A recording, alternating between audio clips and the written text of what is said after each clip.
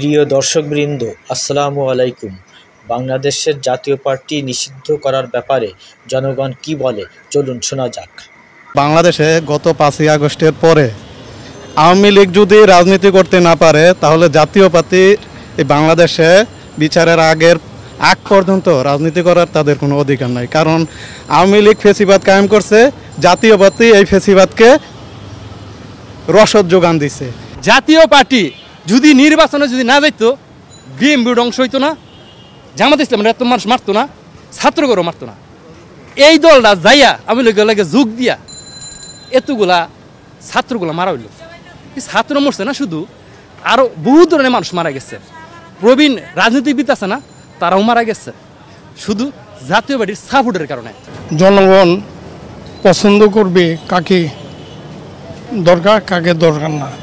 চাপাই দিয়ে রাষ্ট্রীয়ভাবে চাপাই দিলে গণতান্ত্রিক অধিকারটা ক্ষুণ্ণ হয়, এটা যেন না হয়। আমরা চাই বেটার, আরও মুক্ত পরিবেশ।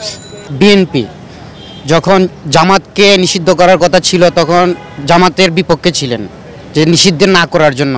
আওয়ামী লীগের বিপক্ষে ছিলেন যে দল নিষিদ্ধ না করা হোক। জাতীয় পার্টির বিষয়ে নীরব। এর কারণ কি, ওনারা বিএনপি উদারমন, চায় না যে বিএনপি কখনো চায় না একটা দল নিষিদ্ধ হোক। একটা দল গঠন করতে গেলে অনেক সময় লাগে, কিন্তু ওদের মধ্যে সব দলের মধ্যেই ভালো মন্দ আছে, তাই বলে বিএনপি নীরব। আমরা সবাই চাই কি আমাদের দেশে একটা উন্নয়ন হোক, ভালো কেউ আসুক, এমন কেউ আসুক যার দ্বারা আমাদের দেশে একটা ভালো একটা প্রভাব আসুক।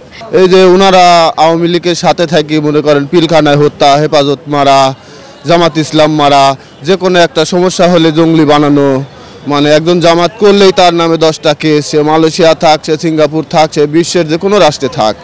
এইগুলো আসলে মূলত বিচারের আওতায় এনে ওদেরকে শিক্ষা দিয়ে, সুশিক্ষায় শিক্ষিত করে ওদের আমাদের সাথে রাখা দরকার, যেহেতু ওনারাও একটা সময় এই দেশ শাসন করেছে।